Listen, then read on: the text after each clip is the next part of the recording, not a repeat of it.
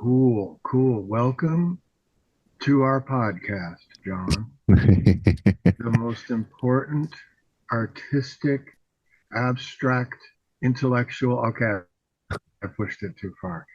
Goofy, entertaining, ridiculous podcast that we have. It's pretty cool, actually. It's actually Yeah. entertaining, even though I've already experienced it. You know what I mean? To listen to back to them. It's not bad. I haven't listened to the entire thing again, but I do like it. I like that we're doing it. Hmm. It's good practice for something, whatever Yeah. that something is. Oh yeah. Yeah. I think we could just get a maybe not me or have sections where we don't meander as much, so we have an out. Okay, You know, where the eventually. point fractures out into millions of points, therefore no points. No, it's all good. But there's people actually, a few tens of viewers and stuff. Yes, yes. It'll take a little while for for YouTube to catch on to it, like how to market it, I guess. How to deal with Push it in us? the algorithm. Yes. But I'm thinking, once we get a few of these down, then we'll release an actual podcast format too. Okay. I suppose people listen to podcasts probably when they're driving, Indeed. When they're commuting, dry. commuting. You can't assume everybody drives. I rarely drive I anymore. think I did. So hopefully Halima's gonna come through a little later. Right. Our special guest Yep. star Halima. Hmm. And hopefully Meshe is going to make it. But again, I told him no pressure, just for fun. Right. Right. Podcast for fun and profit. Well, if we get mesh, I would love to hear, like, I would like, I think it would be good content if we did, you guys in the street art that you did for years in Venice Beach, Totally. and just get some insights into that and the trials and tribulations. Absolutely. I got some ideas and some anecdotes for that one. Oh, good, good. I'm sure. I'm saying they're there. I know I can figure them out. I actually brought a piece of Meshe's and my art that we made together Oh, good. during that time. And actually, art is, as everything perhaps, is somewhat atemporal because it's a piece we started in Venice Beach, and this particular iteration of it we actually finished here in Cape Cod. So Right. I'll use the visual of the actual art before I go further into that, and hopefully she'll pop Yeah. on the screen. But we don't need no special guests. We just need us. The special guests are extra That's right. benefits That's to an right. already delicious concoction. Right. Yeah. I am not prepared with topics of conversation, but I noticed that I was the only one giving topics. yes. And not that they're any good. I only give them because it's an interesting idea to No, give. I love that you put the stuff together. In fact, I gotta look at. Can you hold on just 1 second? Of course. Our podcast hasn't started. Maybe it has. Who knows? It's recording. Uh, okay, I'll take this opportunity to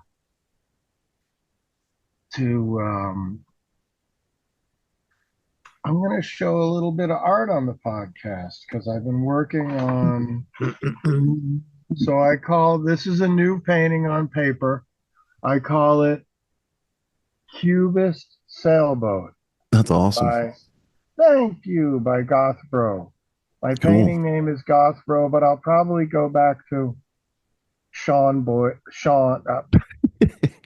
Well, you do want your name out there as an artist. Well, again, that's why I'm at a loss for I'm I'm so bad at managing humans.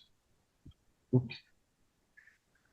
That's You why know, I'm a lonely guy and I don't like telling people what to do or say, but we're working on it. We're right? working. I'm working on it, believe it or not. I'm going through my idea book. Oh, wow. I like it. Yeah, so I did a painting yesterday, the one I Hmm. just showed you on paper, and I did one the day before. Really? Yes, so I'm trying to have these paintings ready Uh-huh. in case Nice. Gary had a good idea, and I've thought of it before too, my buddy Gary, Uh-huh. that when I'm doing my street performing musically, I would make more money if I also had some paintings exhibited while I play. I think that's And sell. brilliant. But it is brilliant, except that one of my I am working towards doing it, even though it's a big challenge. The reason it's a challenge for me is once I start a song on the Mhm. street Yeah. or on stage, I really my heart wants to go through the whole song and finish to the end, do all the verses, because to me that's what a song is. It's a sequence, a Yeah. prepared sequence with an effect or a plan. Yeah. And so when I do the song, it's very important to me that I finish the song. And a lot of times on the streets, people get so excited about the music, and that's what music is. It's Right. amusing. Right. It gets people amped. So I understand, but they get so excited they want to talk to me. They like the music so much they want to know Right. more than what the music. So that they'll try to ask me questions during the song, and I sometimes I have to be strong and just not and uh and not answer them. So if I have the paintings down there, I was joking that I'd have to also write a sign next to the paintings. Uh, Please do not inquire about paintings during the song. But again, I'm right back to like I'm bad at telling people what to do. So I'm going to figure it out. I have a few more months before my performance season starts back up. There you go. Yeah, Yeah, that's just let it happen, Sean. I think it'd be totally. great to have your paintings there. Don't mention them, you Yeah, know? I think just that have might be them there. better. And if people are like, oh, I need to buy that painting, I'll just keep singing Right. or I'll work it into the song. Please wait till the end of the song. My God, I have some weird shit in this. Um, all right, let's begin with something. I'm gonna ask you something. Okay. Having raised children, did you introduce religion into their life at all? How did you handle, how'd that process go for you? Good question. And Um, and let me just tack on because I have a 5-year-old and a 4-year-old, and I don't. They have no idea what God is, and I'm wow. wondering, should I expose them to something and let them run with it? Like, what'd you do? I was lucky in that, in my opinion, I was lucky for two reasons. One, that I was brought up in a very secular mode by my parents, and we Mhm. never attended church. Right. There was, there's always religion. Religion is part of us, no Hmm. matter, we don't live in a vacuum, no matter what beliefs and ideas and ritual touches our lives. So there was Bibles and there was Christmas and there was a Right. nativity scene that my mom had about the story of Hmm. Jesus.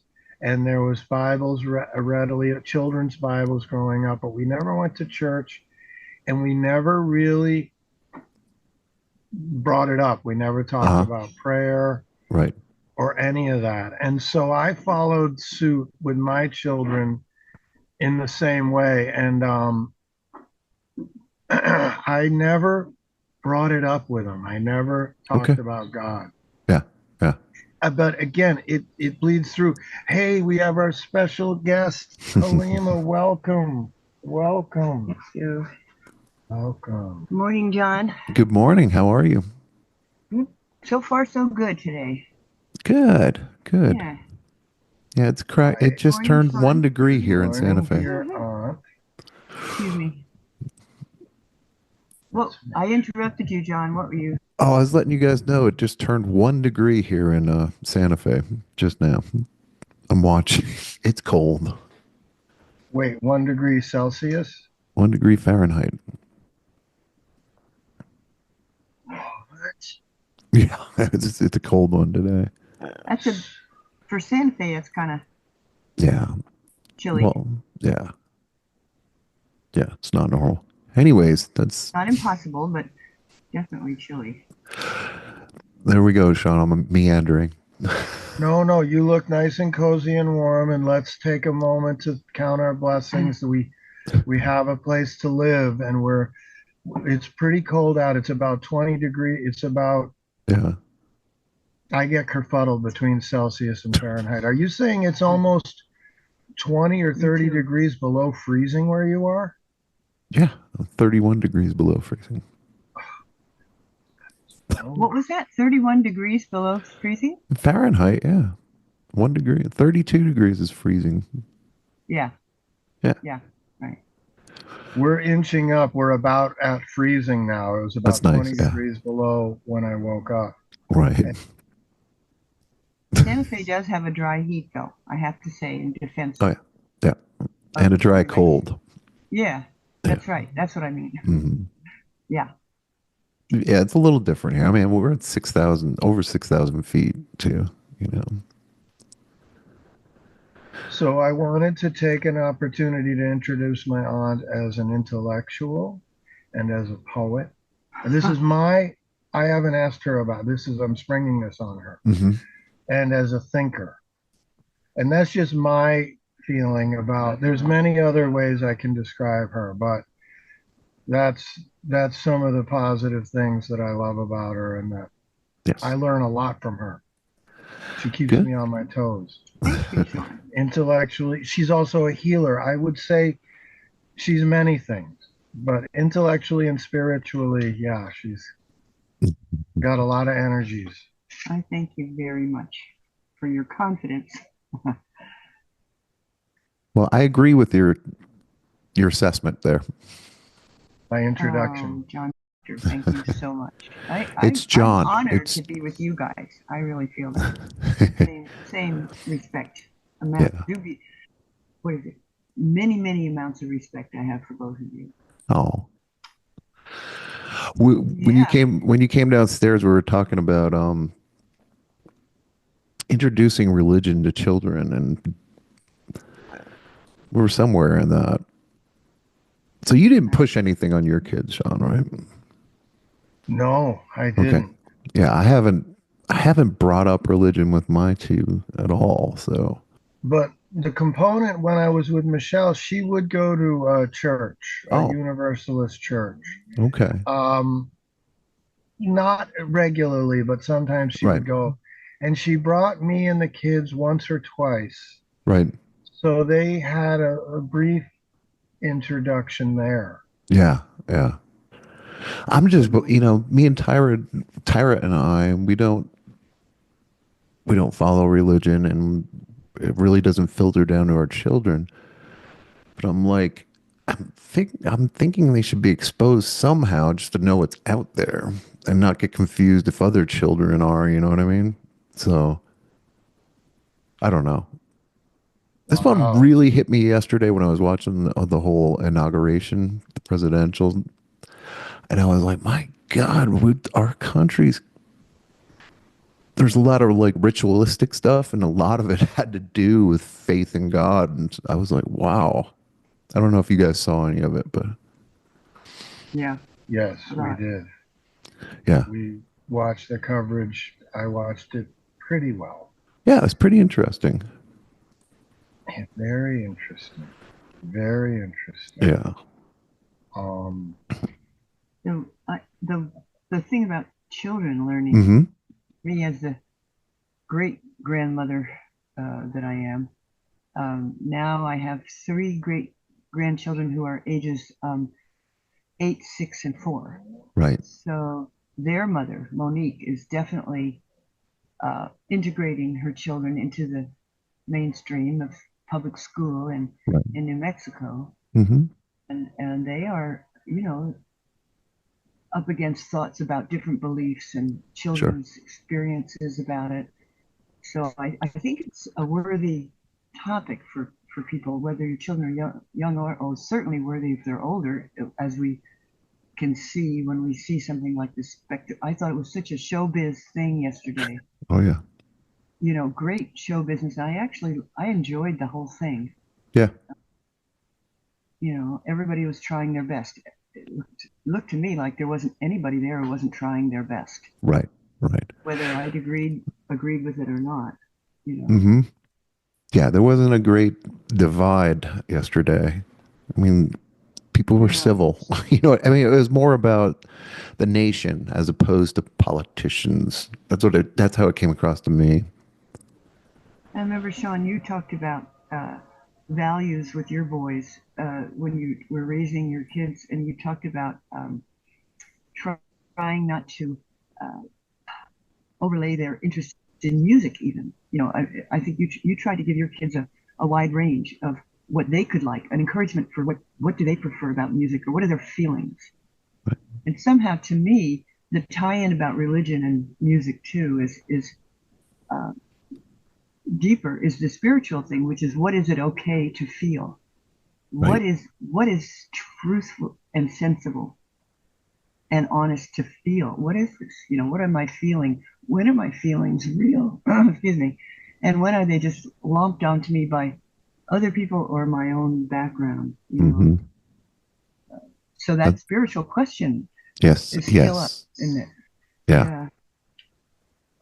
I love that. When are my feelings real, and when are they more of a superimposed feeling that is an Projection. action?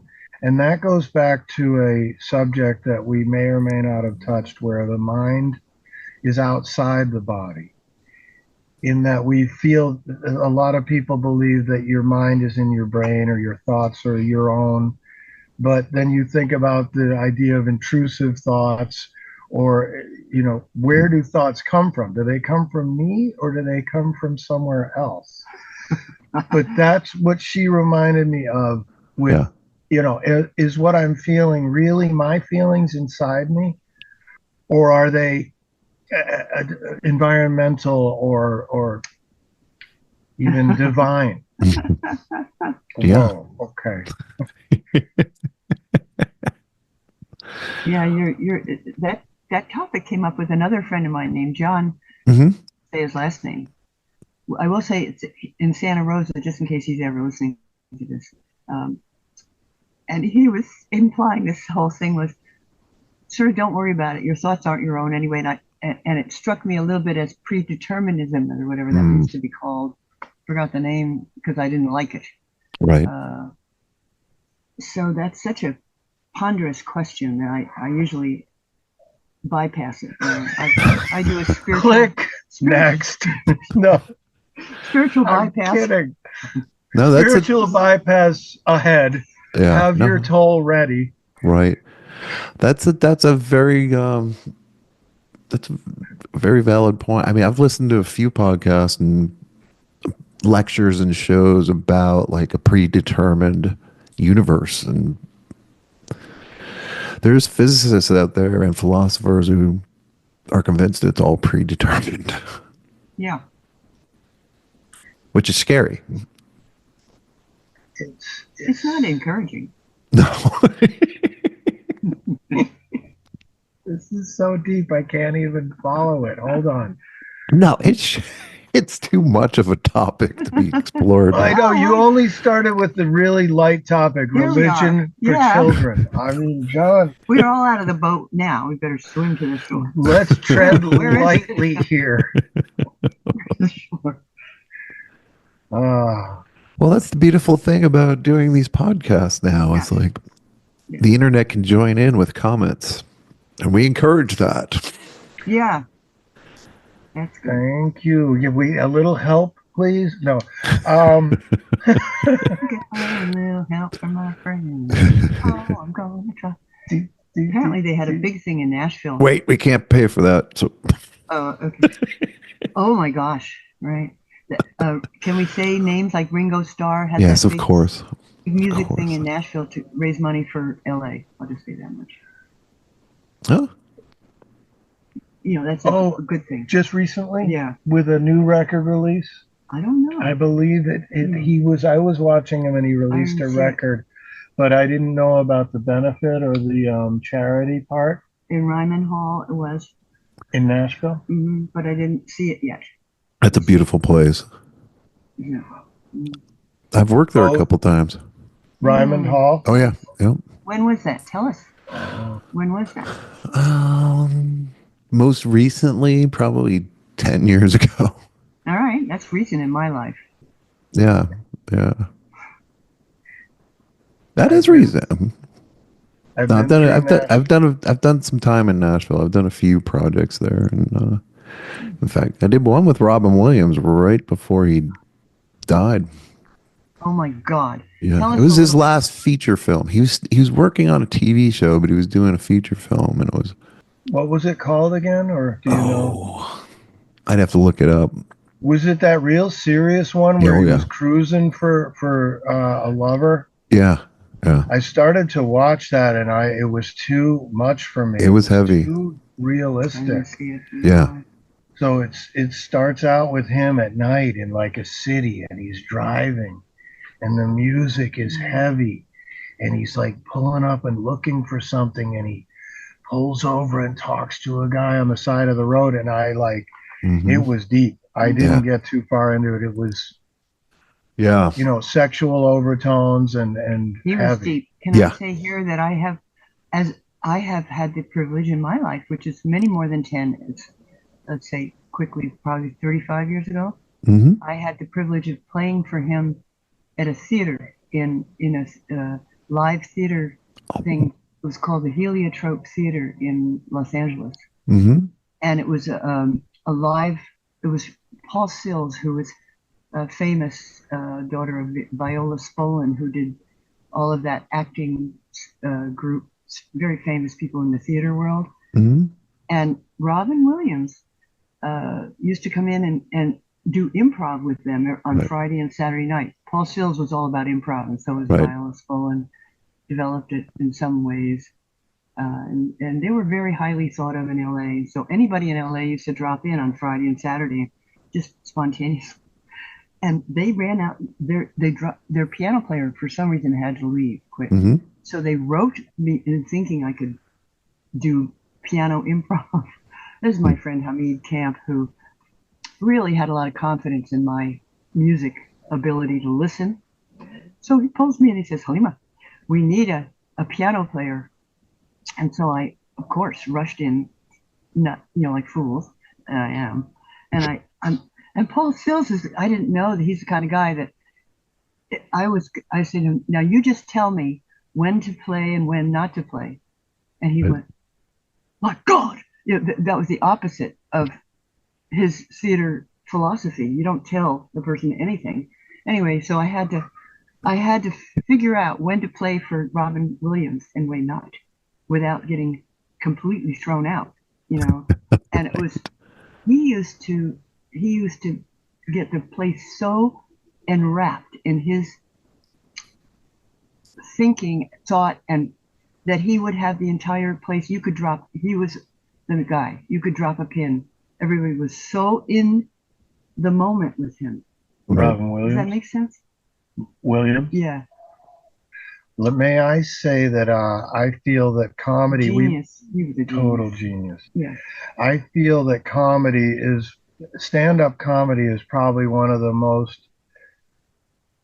intellectual art forms, one of the most arduous and Hmm. lonely and challenging art forms known to man, as far as your vulnerability and your Oh yeah.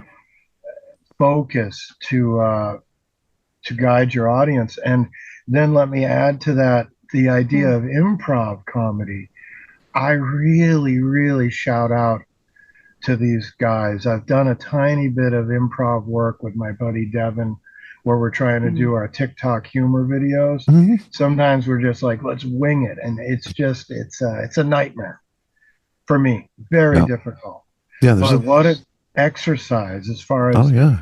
who am I? Are these my thoughts? Let Yeah. me improvise some more. There's quite a few people who view comedy as the highest art form there is. Do you agree with that, John? It, it depends. It depends on where you're at mentally. You know, sometimes, sometimes taking in just a visual art or something is where you need to be space wise because you need the bandwidth in your brain. Like it Hmm. accentuates. You know, so it depends. That's an interesting Yeah. addition. Or yeah, same with music. You know, I think music is the most invasive if you really get moved by music. You know, Yeah, not a lot of bandwidth left, but right. true comedy too. You know, it takes a lot to process. I'm Yeah. speaking like a cyborg. Oh, No Okay, what is a cyborg? I'm a bandwidth. grandma. I have no idea. What's a cyborg again? it's It's an autonomon. Okay. No, automaton. Oh, Automaton. okay. it's a I human hope. stuffed with implants. Uh-huh. Oh, that's right. It's Yeah, part Ooh. human. It's a human yeah. with mechanical addition. Ooh. Cybernetic organism. Huh? Okay, just as short of AI. Mm. I hope that when I introduced my aunt, I said intellectual healer and poet. I think I said poet, which covers musician, because she's Sure. a very accomplished musician on the piano, the That's guitar, great. the I didn't know voice. that. Very, very, very Not well surprised, versed. but I didn't know that. Yeah. That's really my favorite uh, talent. Let's put it that way. Yeah. Good. When I say talent, I mean that anything we do Sure. is a talent, a Hmm. skill, or a privilege in that sense. Yeah. Yeah. I like playing music best. Yeah. Yeah. And she Uh, played so much music that at one point she had to take a break from it, Yeah. like I hmm? have For several years, many I times. did take a break for many years. I got sick of my own music and sick of everybody else's music too. Interesting. Yeah. Interesting. Yeah, I have too. But back to the art form, I also consider filmmaking in high regard because it mixes all of the components. It mixes humor, it mixes sadness, it mixes music. Hmm. So the art forms, and it's got the visual art. So what I marvel about when I think about filmmakers is their ability to work with each other, and the team that is needed to make a film is mind-boggling to me, because as I was saying, I want to work on my, or I feel that I lack people management skills. So making a movie is like so hard for me because I don't like to tell people what to do. It's And but the problem is I also can't be told what to do. So I'm in a little bit of a jam, but I'll be okay. I'll figure it out. well, yeah, I see that as a living, so it is. It's interesting process, filmmaking. I think it's more Very. films to me. I love films. You know, good films. Me too. They're just a lot more finite, and you don't have as much imagination input into filming. You know what I mean? It's a finished product. Whereas music can get your and visual art. You know what I mean? It stimulates your own. I don't know what I'm saying, but There's film no is more of a boundaries. complete Yeah. intake as opposed to Yeah. participation. Hmm. Yeah. Yeah. Yeah. That's the thing that we forget about. Well, that's what music is a participation. It is. Yeah. Yes. And we get away from that. We think music is a finished thing like the film that you're talking about, which is really, Right. that's an interesting, thank you. That's a good way to describe it. Yeah. Like when I hear music, I mean, even back to when I was a kid, there's always some kind of visual attachment or Mm. color associated with a song that's like imprinted on my brain. You know what I mean? Yeah, or feeling, Yeah, yeah, feeling, yeah, nostalgia. right. And that's unique to the listener. Unless, once again, maybe I'm a cyborg and it's all predetermined. You're going to think blue when you hear this song in the future. Who Yeah, knows? but yeah, but you're just saying, Whoa. yeah, but you just were saying about the film. Hmm. So I guess I'm asking, Yeah. that's where the director comes in as far as whether the director has that much control over Oh, yeah. about a movie. I think so. Yeah. Yeah. I don't think I've thought about this very much. You know, There's not a lot of room to think about it. You know what I mean? no. What? What do you It's mean?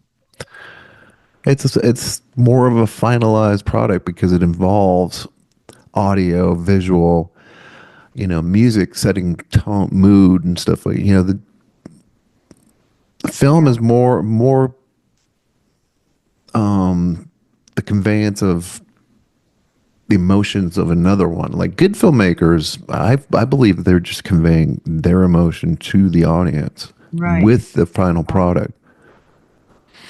Like a painting, Yeah, really. yeah, yeah. But it's, there's also the audio element already baked into a film. So I've got 2 points if I can materialize them. Nope, you're One out. is that, okay, I'm on break. No, one is that film, like you say, is a more condensed, in a way, product. And I believe it's because it takes so many people to do it, that so many people's input. And what it is, it's got to be well planned out. Whereas Hmm. the other art forms with less personnel, like music or painting, it doesn't have to be as planned among the constituencies. So Right. there's more room for individual expression. And then you right back down to a stand up comedian who is beholden to no one but the audience. So pure expression. So stand up is alone, a painter is sort of alone, whereas a filmmaker has a huge crew, and therefore the planning has to be more part of it. So it's a more meticulous and more logical process, Right. whereas other art forms can be a bit more ephemeral, wrong word, but ethereal. Now, segue, my second point to that is shout out to David Lynch, who just passed away. Hmm. And I'll say he's one of my favorite directors, although his films are so dark. I love his movies, Hmm. but and to correlate it with music too, like he's got a film called Blue Velvet, and it Yep. showcases a very famous song by Roy Orbison called In Dreams. Right. And so, in a way, David Lynch, I love the song In Dreams, and I see why he used it for his movie. The song itself is so cinematic, so clear, so almost hallucinatory about dreams and visions and memory and loss. And so then when he put it in his film, the film is also about darkness and violence and human, frailty. But now the song, when I hear it, reminds me of this scary movie. So it didn't ruin the song, but isn't it interesting how these things sort of connect together? Oh, yeah. Anyway, that was my point or my points. And which of those things connect together appeals to different parts of your own interest. Like a musician would be interested in certain parts of it, an artist, a filmmaker, a different part. It's part of understanding that we really do have, um, very inherent, unique perspectives. That Yes. we come in with. I think each of us. Hmm. And some of them get squashed. As we go along, Yes. and we have to really cultivate the squash stuff off it, to get back to the stuff that we brought in, the inherent stuff, talent or whatever it is that we brought in. Hmm. Yes, about who we really are, who we want Yeah, to be, or who we yeah, truly our true purpose. Yeah, you guys were going to talk about art. Well, you are talking about art. You're talking about the crucible of art. How much am I bringing in, and how Right. much is possible for me to bring in, or want to bring in. Right. Is it okay for me to really 100% bring in my idea of art? That kind of thing, without getting bashed on the head by my mother, my father, or the government, either. Right. Right. you know. Whoa. Now I can almost segue what she said about expression and the repercussions of expression.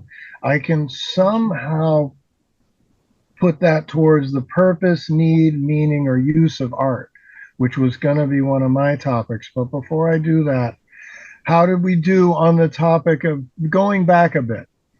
Okay. How do we do on the topic of introducing children to religion? Let's finish that one. That's a really good one. I'll finish it. Okay. Keep it going. Okay. I'll finish it. Don't do it.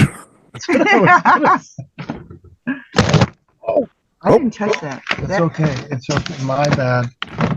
Technical difficulties. Heavenly That signals. was it was an action sequence. It was kind of nice. Yes, we do our own stunts on the podcast.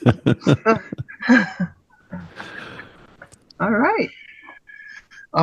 Let them find their own way. They'll find their own religion. But no, it's a win-win, because if you talk about, because it causes you to look within. And so you have to dig deep. What do you believe? What do you want to express to your children? And I know that's the tricky part. Yeah. Mm-hmm. And religion to me it's a touchy subject. Me too. It can be to everyone. Yeah. But touch is not a bad thing. No, I respect. I actually envy people who have that blind faith of like, it's all gonna be okay. You know what I mean? I do envy that. I don't have that. Maybe not that it's all gonna be okay, but an outer strength that. Well, you guys know each other from, when you were younger, but I'm just meeting you both in a sense. So where were you raised? I mean, religiously. In other words, did your parents have a certain religion or no religion, or what did they raise you with? It was in and out. I was raised by a single mom. There's 5 kids. And I think religion came in when times got really, really tough. And it kind of faded out and back in. So what was your feeling about religion? Did you think it didn't really have much of a tone in your life? Or no, it was never like for me it was never like impactful on my life. It was just something. But it didn't resonate deep inside. Take. Yeah. Didn't take, so to speak, with you. I don't want to label. I don't want to call myself I can't think of the word, atheist. Right. And I don't want to label you one either at all. It'd be a good label. It would be close, or it'd be appropriate, yes. In the right direction. Yeah. I do have a strong proclivity for secularism. Mm-hmm. I really am interested in secularism as far as non-religious, non-specific religious tendencies for humans and how that affects, or for me rather. So yeah, I would hedge towards, I don't call myself an atheist. I do believe in a spiritual or a universal power that's greater than me, but it doesn't have a form. It's not a guy on a throne that causes floods. Right. And gets vengeful. But I don't take that away from other people's, like you say. I appreciate when other people have faith, and I want them to have faith and hope, and I want to have it too.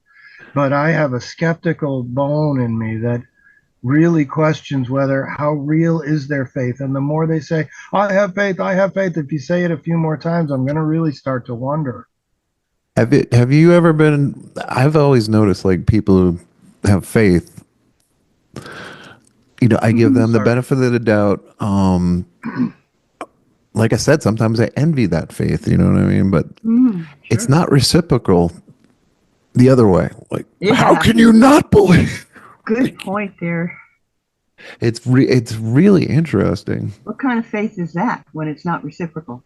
Yeah. What is that even faith in my question? Well, You know, it's yeah, yeah, I mean, people want to have faith. right. When I was growing up, all those many years ago, um, Stop. We're still growing up right I now. am. I'm Yeah, still growing up. But the thing is, my mother was a lapsed Catholic. right. Okay, lapsed Irish Same. Catholic. Okay, my dad was a lapsed Scottish Presbyterian. Uh-huh. His folks were not attending the Scottish Presbyterian Church, Right. and her folks, she was not.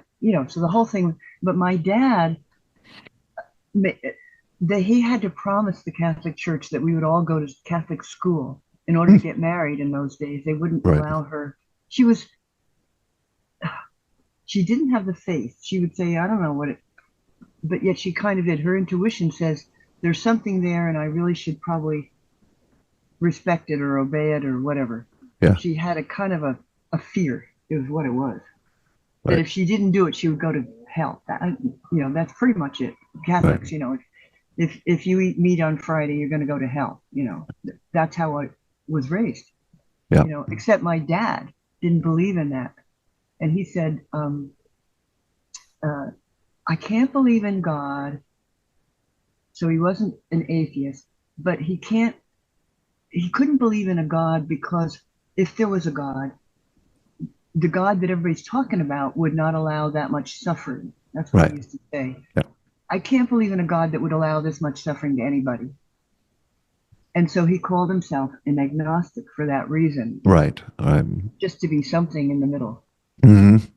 Yeah. And so let me ask or clarify. So atheism is there is no God. Agnostic is undecided. Could be said that. I think that's yeah, the that's a good way of definition, not saying generally. Yeah. or Yeah, or something. One of them means one or the Yeah. other. We can.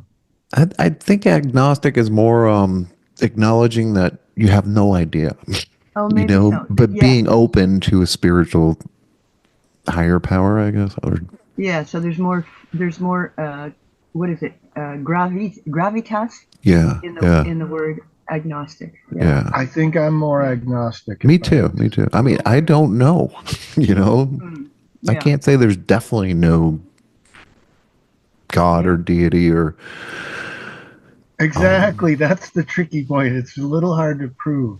yeah, I do consider myself a somewhat spiritual person in yeah, a few different ways, where I try to tune in to a higher power and think about. And a lot of times it's to do with nature and the earth. mm-hmm, It's also about people and yeah, brotherhood. And I don't, It's not easy.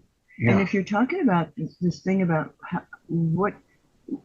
how do we empower our children best? Your point in the beginning was about okay, I'm dealing with what I think, and the rest of the world. My kids are now going out to a world where there's Catholics and Protestants and all these different things out there, mhm, all thinking they're right. All of them think they're so right. right, So it back down. Muslims, atheists, Yes, everybody thinks agnostic. they've got it, right. George. By I golly. got it. Well, indeed, they don't. I think that's what I think. By gosh. Yeah, You don't have it. that's No. right. Never thought they had it. Indeed, they don't. But anyway, the kids they go out there, and there they are, 5 and 6. They're still playing, and 7 and 8. But 9 and 10, they're starting to really reckon, with the whole thing. Yeah, As far as why did Sammy always push back Joey so and so and crush them in the ground, and the whole thing, the bully thing, of course, yeah, stems out of the belief system that the kid is carrying to the Mhm. classroom, you know? Right. So it is an important question. How do I help my kids survive in a world of multiverse? Is the new word. You've heard that word. Oh yeah. Multiverse. Everybody's talking about that. You know, everybody's talking about a new way of walking. Do you want to lose your mind? That's the thing, you know. A multiverse. The kids are going into a multiverse, and we did not grow up in that multiverse. However, we have our own, each have our own multiverse. Mhm. Yes. Even when we were growing up, the universe was complex and wow, was it tricky. At least that's how I take it. Yeah. Yeah. There's nothing wrong with the idea of, you know, some people don't want their children to go into public school for that very reason. You know, Right. like, you know, I'm gonna start the battery system. You know, some Right. people are afraid of public education because they think it's going to be a battery system. So they're Like an indoctrination, or yeah. Yeah. So it's a curious question. It's a good question to consider, I think. Very, Oh yeah. Yeah. very good, very honest. Right now, my kids are in private school, and they haven't been. I don't think they've been introduced to religion through school at all, or the So it's a concept. secular private school. It's not a Catholic school or a religious No, school. no, it's a Montessori private Oh, school. that's good. Montessori school. Yeah, that's Okay. Yeah. So their MO is secular, I guess. And what is their main thing? Montessori is about intellectual pursuit or individual pursuit or something like that. Yeah, it's I don't have the definition right in front of me, but No. Well, her individual pursuit is a good way to start yes, the conversation. yeah, because my son he has autism, Mm-hmm. and he's doing great at the school because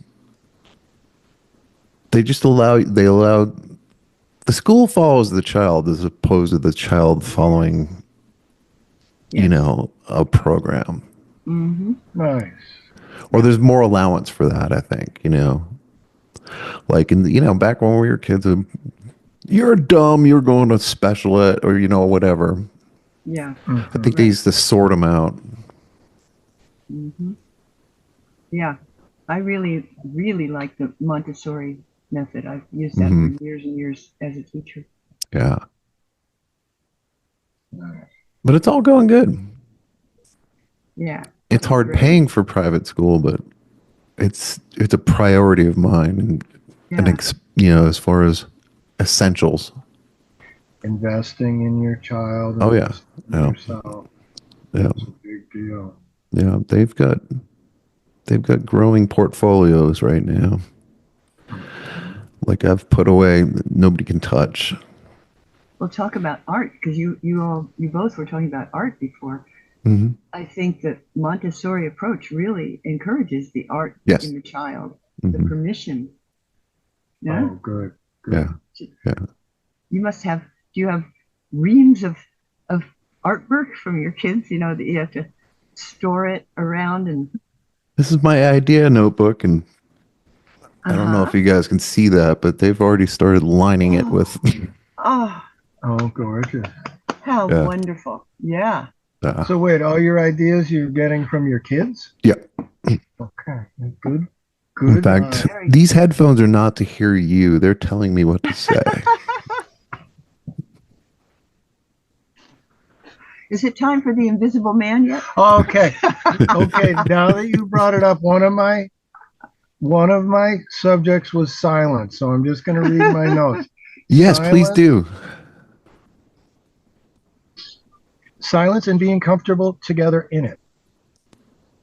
So my feeling about silence is that it can be a weapon, a terrible, awful weapon, and it can be the greatest gift you can also give someone when you sit together in a silence where you don't have to bother each other and you're doing your thing. So in light of the show, let's take a I don't like the phrase moment of silence, but and especially in a podcast, but let's be silent for a minute and think of whatever we want and be comfortable together and do it till I say stop. Okay. So we're back to religion. Thank you. That was good enough. That was I close. didn't get silent yet. I know. It's I was tough. just getting arranged. It's a podcast. We did it. We can edit it. Just freeze the frame so we're like, I'm gonna put in the music from one of the Monty Python movies. From Bleedoo-doo-doo-doo-doo-doo-doo. silence on a podcast. Okay, Sean, invisibility on a video podcast. Now here's a serious thought on that if you want or not. If you don't want one, I don't really care. Oh, please. I'm not invested in thought, but it occurs to me when you were saying positive and negative about silence, that a conversation that I've been having lately about gaslighting, because a lot of women, may I say, and certainly men, but my 3 last conversations were with women who felt gaslighted, seriously gaslighted. And so there's an example of when silence isn't necessarily a happy deal Right. for anybody. Awful. Yeah. Just awful. Mhm. And it's a tough world, and the way we treat each other can be so cruel. Yeah. So, and I hate that gaslighting thing Yeah.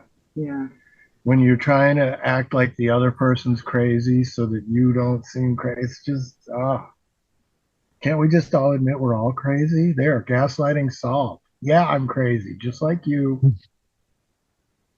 I win. No, just kidding. Just kidding. I can't stand it. Okay, now what are the positive things about silence?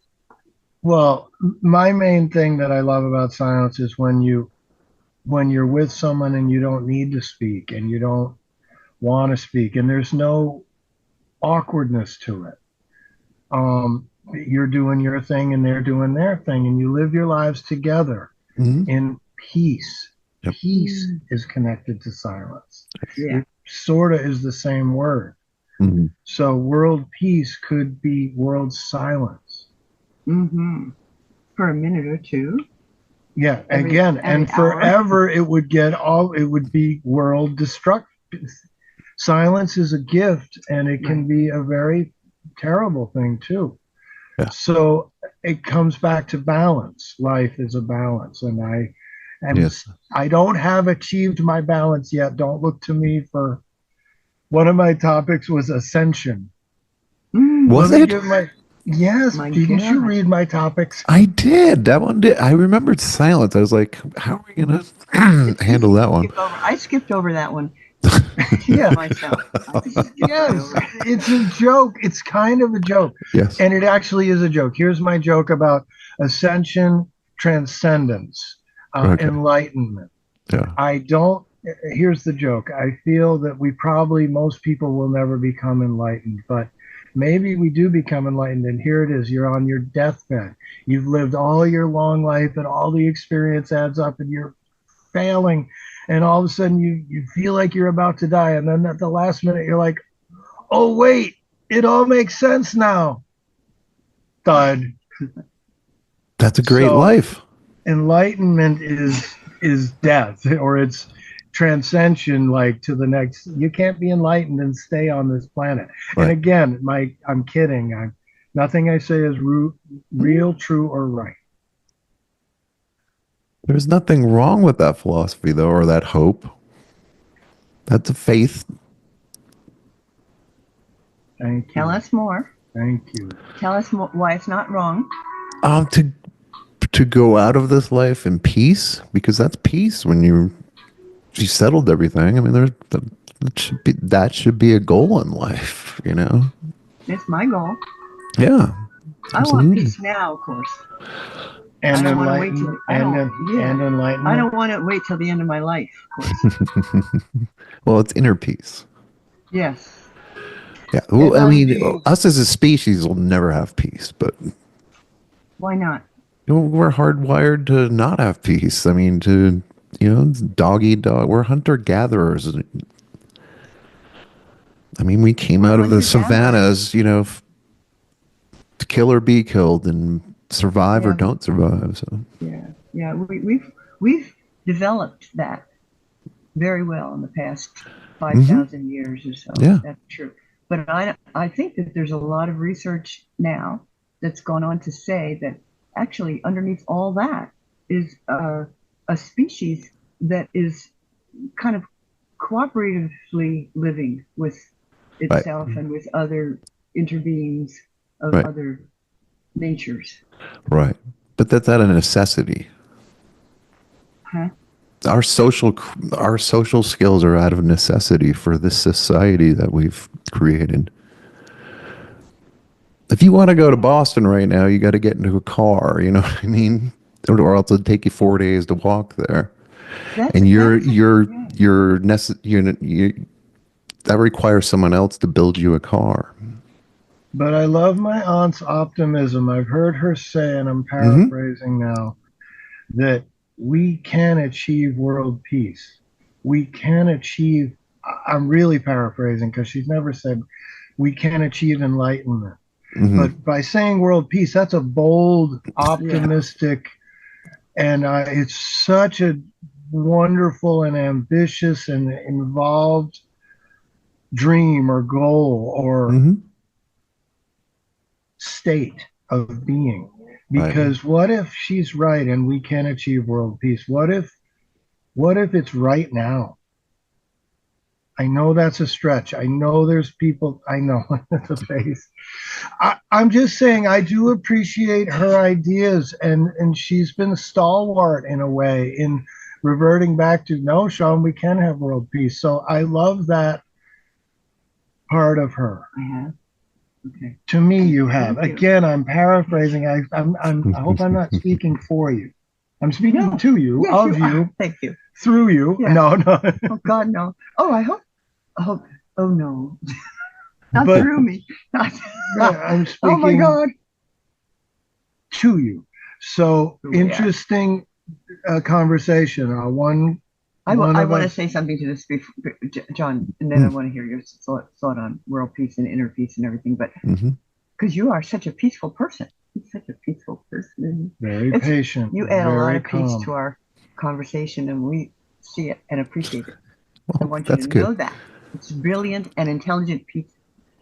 But anyway, I want to ask and add. Um,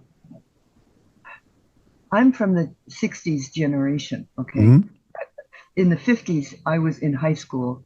You Right. know, Chuck Berry and Fats Domino, and then Elvis Presley came in, but Chuck Berry was first in that generation. You know?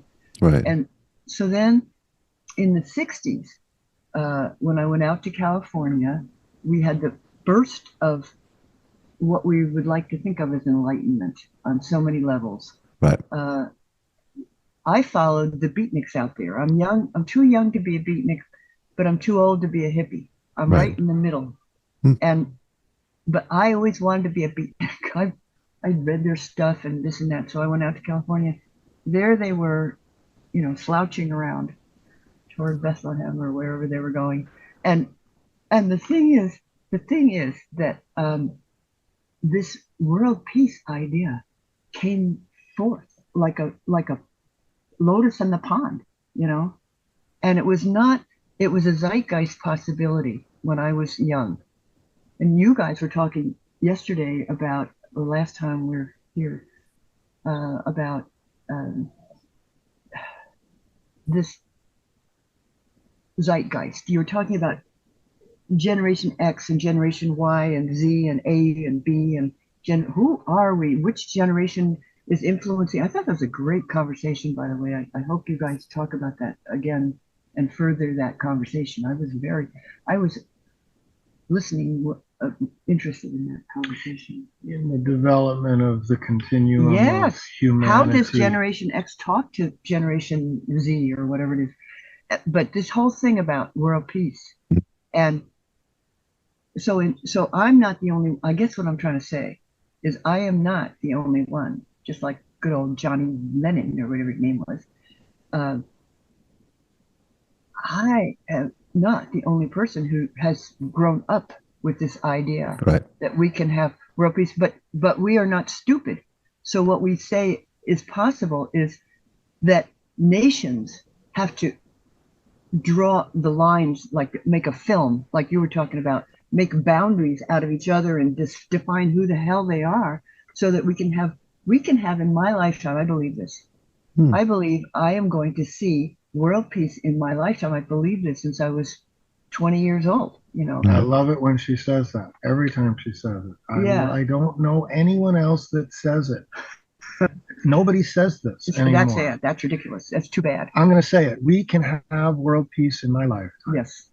Now I'm saying it so I can believe it. Like you say, I don't want to be envious of somebody's faith, but I Right. definitely appreciate somebody's faith. But it doesn't mean that I fully share it. I have a Right. skepticism that I'm Yeah. having a hard time, but I love to hear it. And I love to see the example of someone living their life towards that such a lofty goal. But Well, it is a goal that I share with millions of other people. So and that's Sure. you had a could nice encourage. example Yeah. with your Mhm. song. John Lennon's song Imagine Yeah. Yep. is about that. And many people are singing that song, thank God, finally, all over the place, and all the Science of Mind churches and everything, and Right. Unitarian Church, they've all caught on in the last 20 years to that idea, since the 80s. Well, I have a question. Is there any kind of catalyst that has to happen for world peace? Because I believe to open that door, to crack the door, we Yeah. need some enlightenment from aliens or just something well beyond us who can teach us. Like, there's no, the way you're following religion, we've seen it all. It's not there.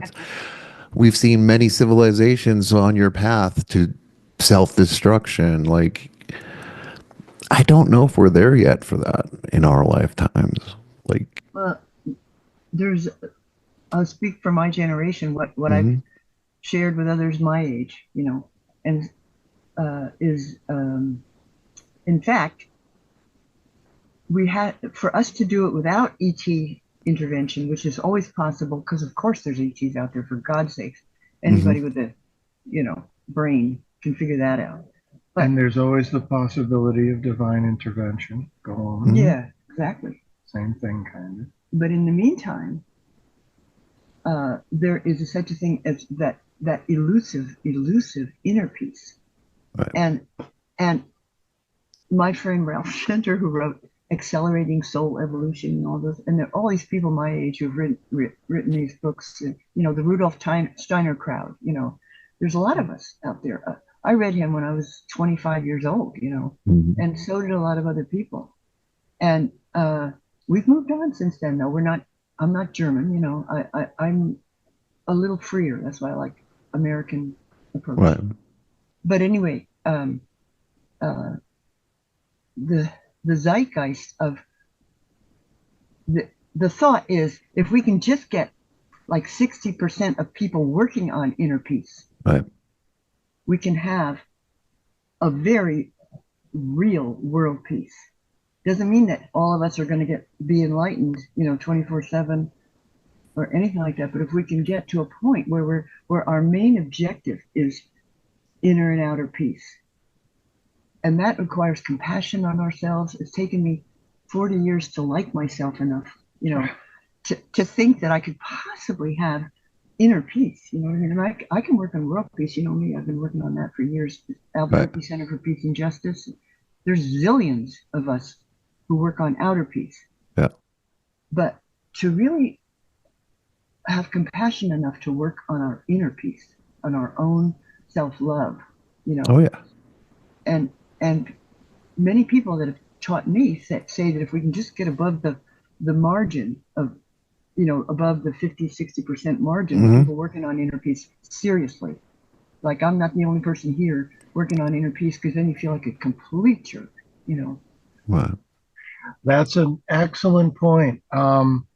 I'm going to condense it, and I don't mean to step on it, but let me put it in a way that I'm feeling. So, if there's ever going to be world peace, we might first start with our own inside peace And then, may I even dare say, so work on the inner peace, and then work on being peaceful for those directly around us.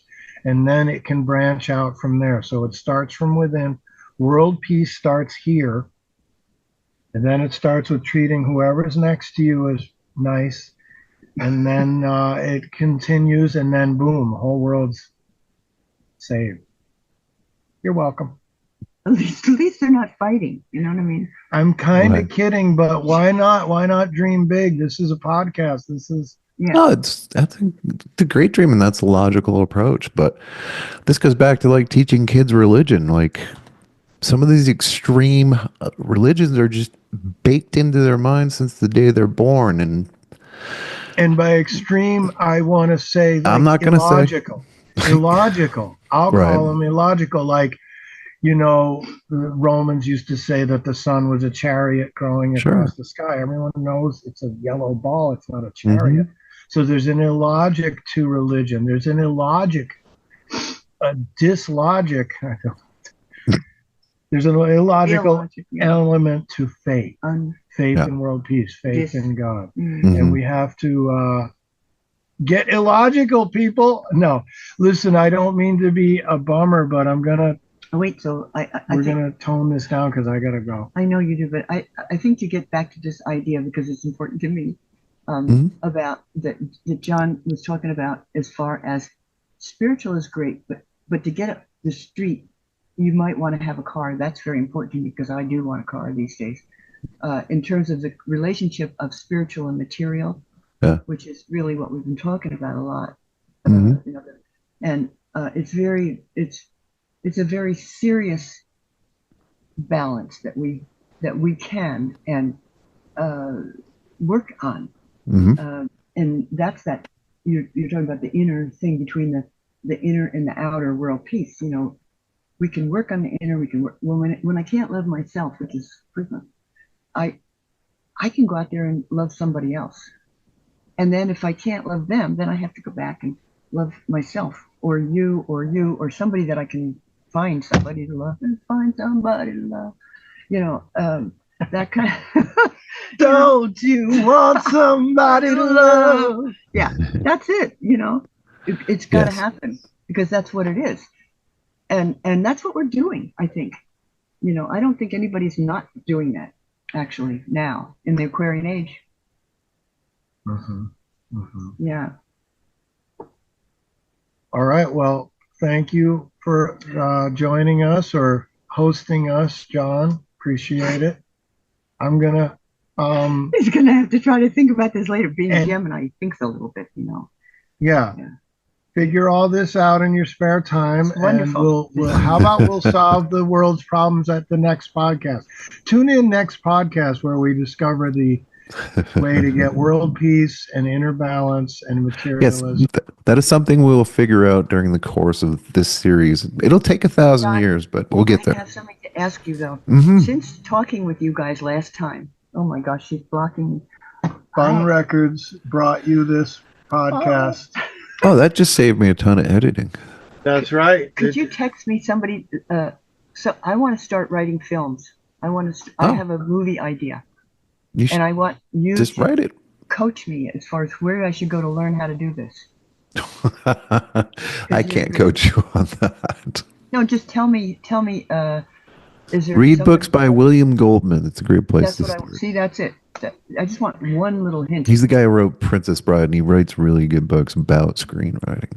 Okay, thanks. Like they're not technical; they're very organic. This is another project of mine. It'll keep me alive for at least another 5 years. There you go. Yeah.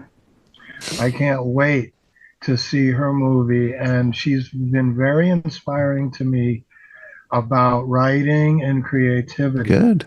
So, You again, thank you for coming on the show. Thank you Thank for you, having guys. the show, John. Let's do it again. Tune into the next podcast. It'll be even better than this one. Whoa, don't put too much pressure on. We can't get better than this, but we can at least match it maybe. That I think they're all interesting so far. So Good. Yeah. Yeah, with the proper editing. Edit my part completely out. No, just kidding. You didn't tell us the rest of your chart last week. Your Sun in Gemini. Are you like Aquarius rising and Moon in I have Pisces no or something? idea. You should find out. Would you find out your and then text it to Sean? Okay. Send. I don't even know how to text Sean. I can email it to him, but what am I Yeah. looking for?